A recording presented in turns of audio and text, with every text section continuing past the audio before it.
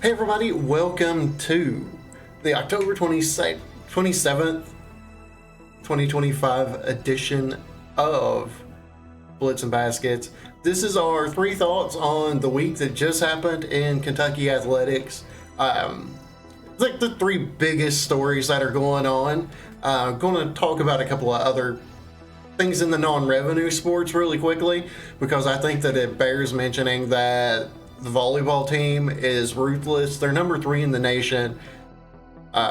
They swept Alabama over the weekend, so good on you. Sad that you guys don't get more attention and it's not a higher level story, but they're the real deal.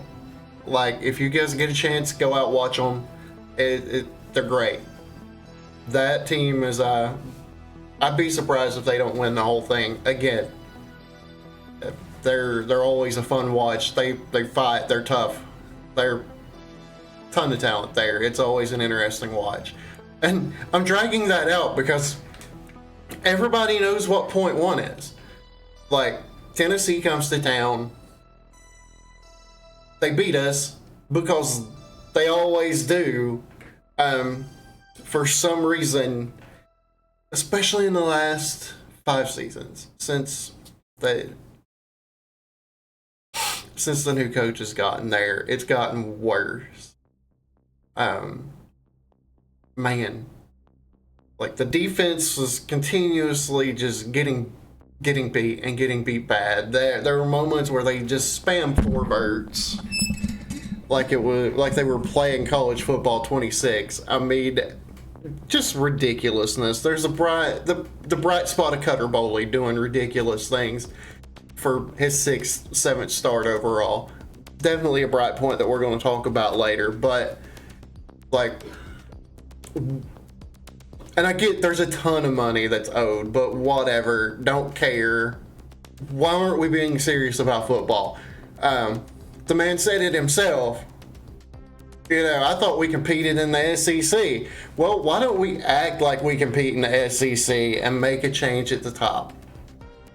Like, I thought at the end of last season it should have been done because the slide had already started. And you see some of the tweets from former players, and you understand that there might be a little bit more to it than what fans see that go on behind those doors. I'm not saying anything crazy or terrible. Just look on social media. You'll find it. It's pretty easy to find. I just don't get why there's no movement. And I'm like, going to Auburn, and we're 10-point underdogs to Auburn. We were 7.5-point underdogs to Tennessee as of the game time line. And that game was close at halftime. There was a chance, except for the same mistakes that have been made for the past 13 years continued to happen. So I just don't see it. I don't understand. A lot of the fan base doesn't understand. And, like, at least say something. I mean, the best case scenario, honestly, would be, hey, let's announce it now. Let's make sure that we can get our guy because, well, the number one on our list. Because there's a ton of really, really good jobs that are open, and that'll be our second point when I get to it. But I just don't see how long this can keep going. There were more orange in that stadium at the end of that game than there were Kentucky fans. And we just can't have that. Honestly, I don't care what the buyout is. I don't care how much money is. There's going to be a tipping point to where it costs more to waste time and keep him there than it's going to save us in the long term. I mean, the sad analogy is, you know, the patients on life support. The only thing keeping it alive is keeping them alive is the machine.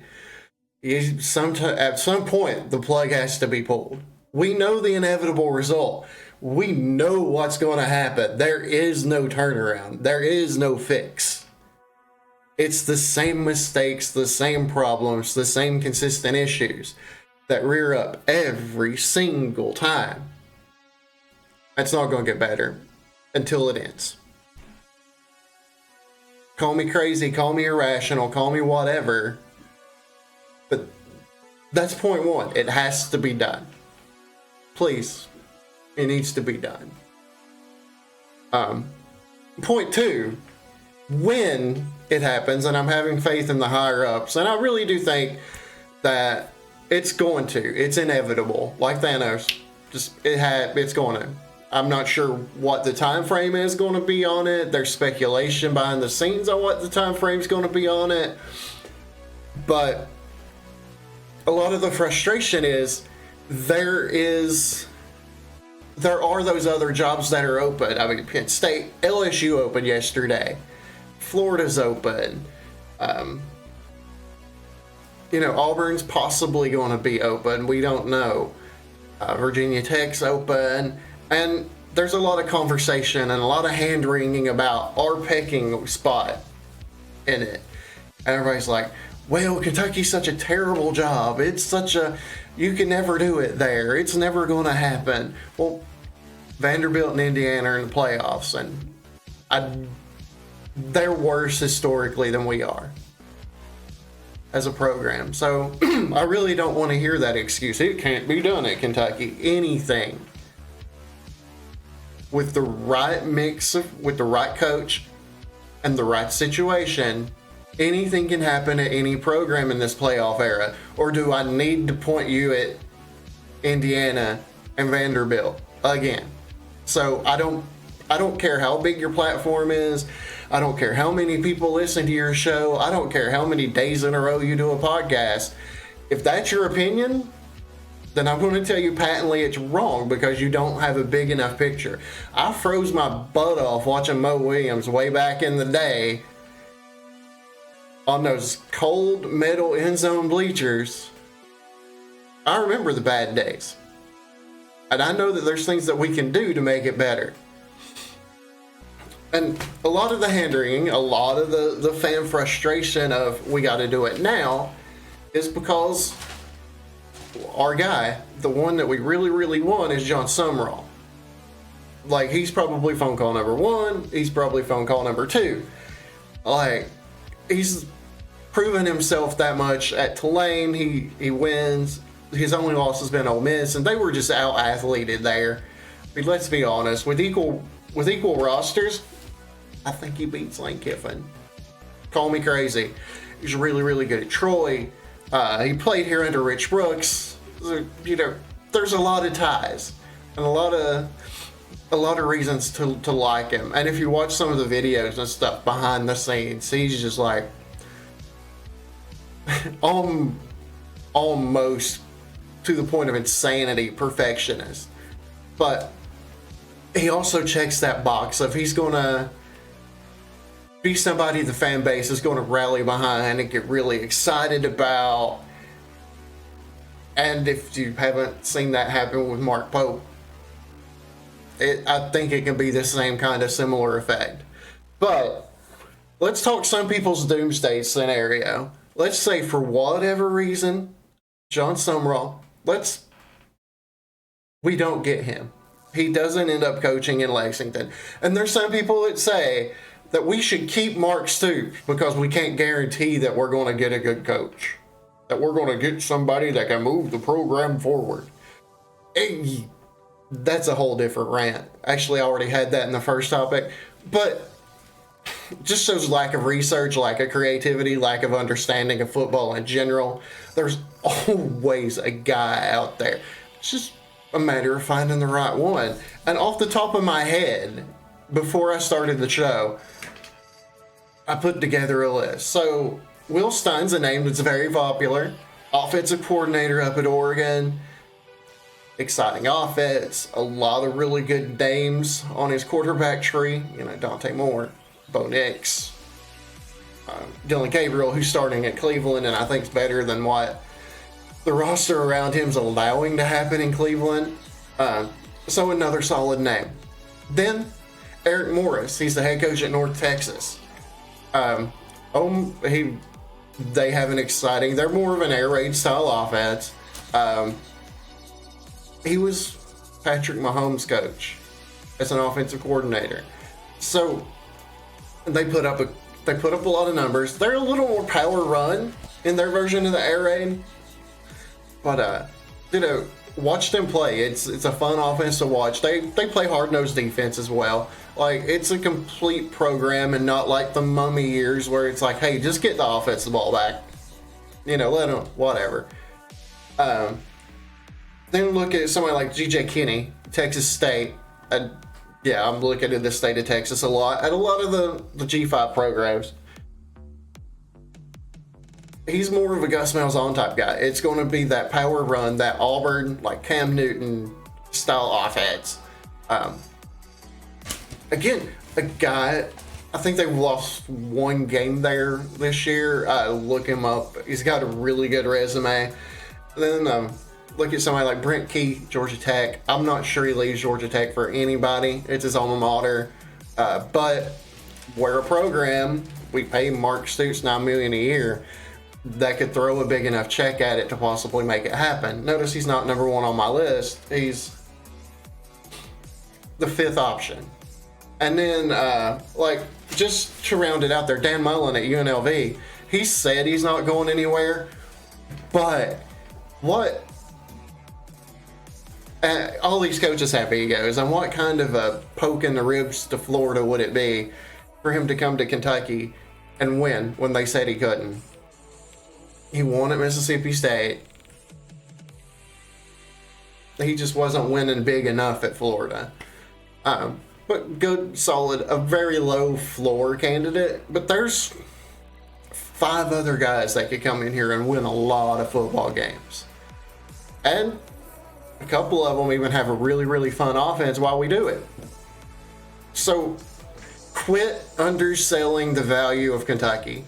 Just because we're not an historical football program. If it can be done at Indiana, who's terrible historically, if it can be done at Vanderbilt, it can be done here with better resources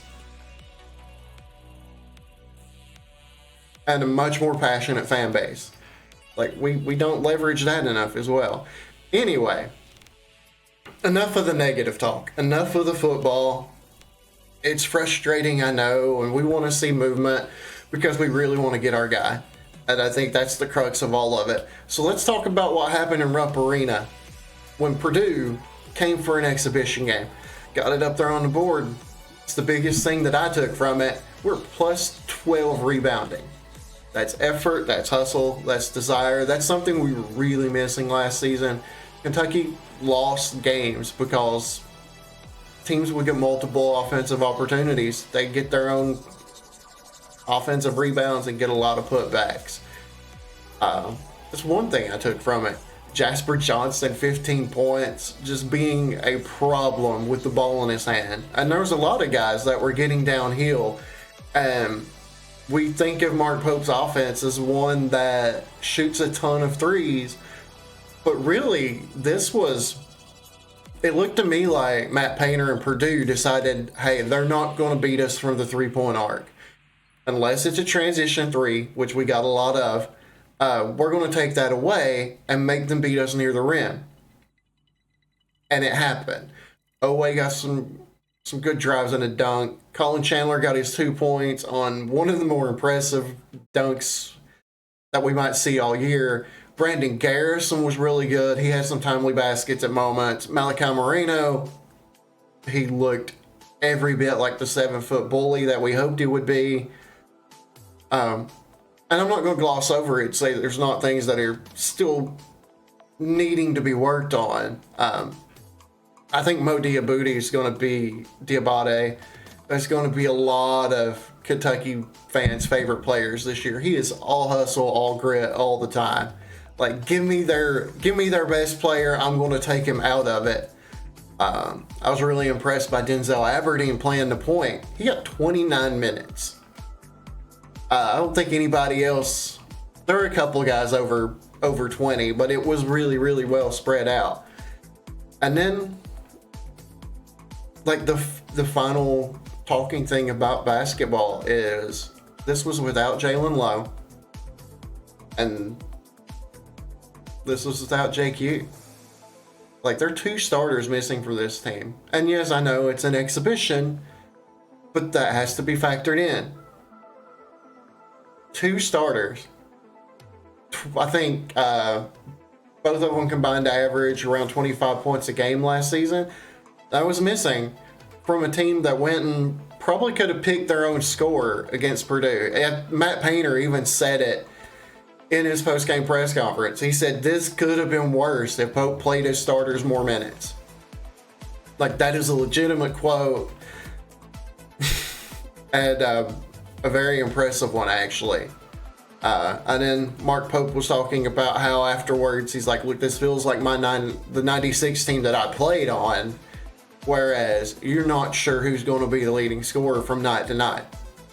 Like, there's a lot of options, there's a lot of versatility, and there's a lot of capability. So there we are. 3 thoughts.